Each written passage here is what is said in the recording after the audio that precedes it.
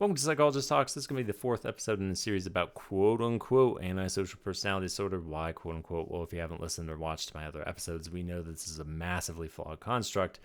And so essentially every single episode has this caveat that we're going to be working through more so the continuum, aka slash subtypes, than it is talking generally about antisocial personality disorder. And so treatment is no different. I've also been mentioning treatment pretty much in all the episodes. And so this one I imagine is going to be a very short episode.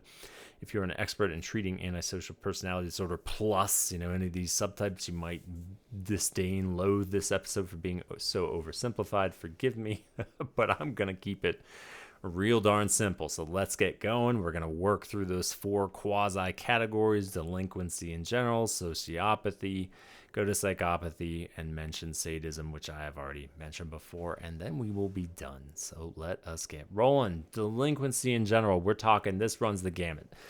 This, in many ways, is the simplest of the categories, but the most complicated when it comes to treatment. Why? Because it's such a massive, broad range of individuals.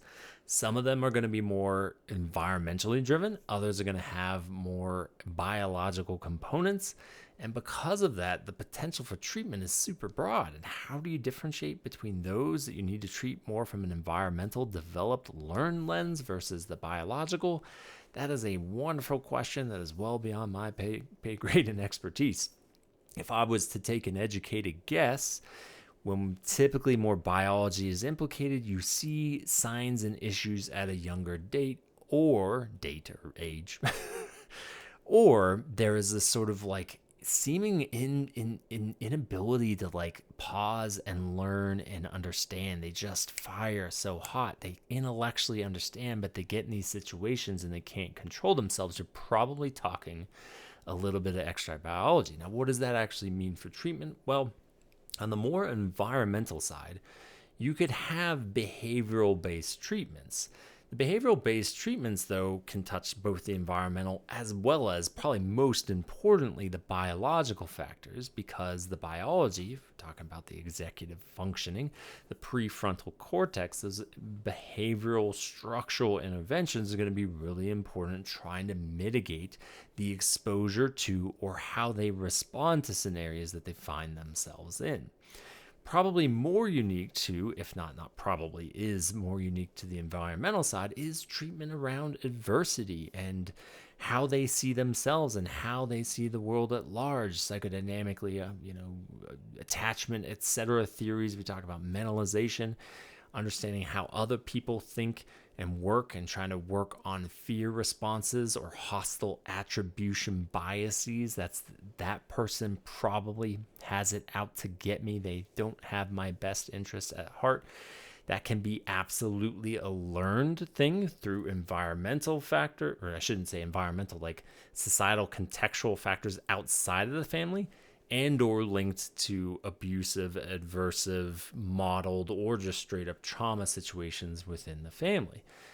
And so trying to work through that sort of fight or flight response from quasi-biological grounding level, but also hey, how did this impact attachment and object relations from a psychodynamic lens? From a CBT lens, you can just as well go, all right, what happens? What cognitions come up related to emotional responses? How do you learn where those thoughts come from? How do they influence the not so productive behaviors, and how do we interrupt that process, get you thinking differently, get you noticing differently, get you coping differently so you don't go down these paths again? All very sensible. When it comes to executive function stuff, I don't know as much about it, but in many ways I'm I wonder if ADHD based esque structural environmental stuff visual cueing, things that are constantly you don't trust the executive function system to always be catching this. You need to be structuring your environment and your day to mitigate the likelihood you will find yourself in situations where you're losing control. And at the same time, how are you cueing and reminding and practicing these things in the day-to-day? So the more executive dysfunction I imagine to be present, the more those types of functional interventions I imagine would make sense, barring some behaviorism around how do you get your needs met in healthy ways. And this is the big difference when we get to sociopathy, is primary. Why am I doing two? One. If you're watching, I held up two fingers versus one. Number one is like far more behavioral, because again, these guys are loose cannons. I say guys in a non-gender way. These folks, how about that, are loose cannons, and because of that, you really got to take a behavioral approach. Because while we talked about the very likely presence of some pretty severe trauma for sociopaths, you're not going to get to that unless you get them to down regulate and just get to a safer, healthier baseline and stop doing all the antisocial, illegal, manipulative stuff, because you're just not going to touch the trauma. And so I don't have research on this, but I would bargain a vast majority of folks with sociopathy, there's a lot of front-end behavioral work before you can even get to the trauma work. It's just so intense, and they're so sort of enveloped by this process. It cannot be, in my head, a majority of folks that can very quickly get to trauma work. It just doesn't, the math just doesn't add up. That's not the same with the general delinquency, general ASPD-esque domain. I think you could probably get to trauma-related, adversity-related treatments way sooner and quicker with those folks. Sociopathy, I think you're really chipping away at it to even get close to it. And now, once again, we pause because we're about to make a major shift over when we go into psychopathy, which, if you've listened or watched to my first two episodes, particularly my subtypes episode, you know what I'm about to say. It's the one where I'm like, here's where we say something that we so rarely say in the mental health field, and that's like, don't touch these people with a 10-foot pole. Don't.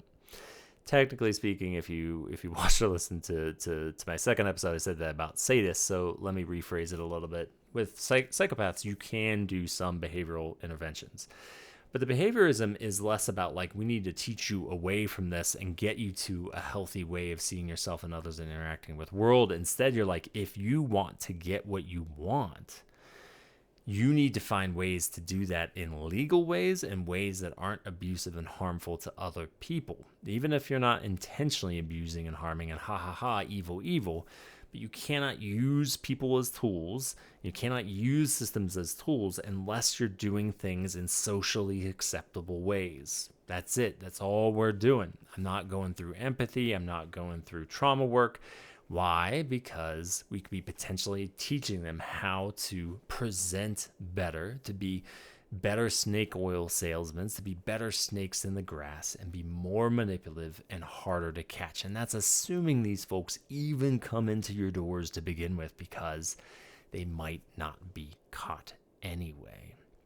Now, one of the great questions in my mind that I don't know if any of us know is like, how many of these folks come in when their family system makes them come in and they play the part. They're like, here, I'm going to grow. I'm going to know these things. And maybe us providers have our spidey senses going off going, dude, this doesn't feel right. Right? It's just like, I feel like they're saying the right things, that they're not really doing the work unless they're really charming, which they can get away with that stuff and sneak under the radar. And then they disappear on us, and we've accidentally, as providers, possibly taught them how to manipulate better because we didn't know who we were treating. I don't know. I do not know. I think I'm a pretty good spidey sensor when it comes to like personality stuff, but I know there's a lot of providers out there, and forgive me. Providers run the gamut when it comes to their sort of mentalization, spidey sense capacity. That's just anecdote. Sorry, I've supervised many students. I have had tons of colleagues, and some people just have it, and other folks are a little bit more transactional. Not because they can't do good work, but they're not like, they're just not intuiting as much as other providers. So I like to think I and many of us catch these folks, and we wouldn't be necessarily, not for long, subject before we're like, something's not right here. But just as well, they could go to providers that are more coping focused and validation focused, and they might gain some stuff off of them. But perhaps I digress too much, and I don't want to sound like I'm insulting other providers, but I do wonder about that. Like, how many actually come in, usually not because they asked and self-select to come in, because they get into trouble and they're just CYA, right? They're covering their asses and getting people off their scent. Anyway, and last but not least, sadism. It's what I just said earlier. If you listen to the other episode, don't touch them with a 10-foot pole. No treatment whatsoever. Lock them up. Lock them up. These folks are so far gone because remember, the psychopathy is already there. And we say, maybe you could do some behavioral stuff. Maybe you can find pro-social-ish ways to get your needs met. Well, if that's the only treatment for psychopathy, but now we have the addition that what they want is harming other people, no. No. There's no way you're going to get that need met. And if you can't turn that off, if you can't stop sadistically, like not just like casually stealing some money and stuff like that, we're talking causing physical and deep, intense emotional harm to people, and you're not going to stop that, if you're caught, you're gone. That's it. That's it. In a perfect world, they would be locked up. The end. And that sounds horrible, right? From a mental health professional, like, whoa, wait. You're saying someone's unredeemable? Yeah, I am. But these are like one in a million. I mean, this is not many people actually fit the bill. Psychopathy, you're going to find more of them. Sure, maybe some behaviorism. Note that that's not terribly warm and lovey either, but yeah, maybe, right? These, you get that extra sadistic salt on top. I guess a cherry on top, but that sounds too sweet. Salt, like something burnt, acid on top. I don't know. No. You prove him to be true blue. Get him away from society at all costs. At all costs, and that's it. The end. The end. So. It's just, I chuckle because it's just, I have dark humor, and two, it's just like, it's so weird saying it, right? Like, they are the unredeemables. They are the only one. It's the only category of unredeemables in the world of mental health is sadists. The only one. And that's why I chuckle about it. It's just, it's so weird to say it, but it's true. It is true. So that's it for treatment. Pretty simple, right? I'm sure, again, if you're an expert in this, you're like, it's not so simple. But just to recap, on the base end, you've got a nice mix of behavioral, probably, executive function friendly interventions mixed with trauma, metacognitive, mentalization, attachment based stuff, right? Like CBT friendly, all that stuff would be probably responsive, just like almost anybody would be responsive to them. To these interventions, it's the problem is individualizing and really detecting what is it that they need and what are we capable of. Because when you get into sociopathy, right, far more behavioral, be more careful, although it is possible to trauma work. And then once you get to psychopathy, strict behaviorism, get to sadism, lock them up, throw away the key. That's it. So, as I've said before, I don't know if I'm going to have another episode. I got to look into it. I know, gender stuff is disproportionately men. I'm pretty sure. I remember that from the research. I might have to look that up.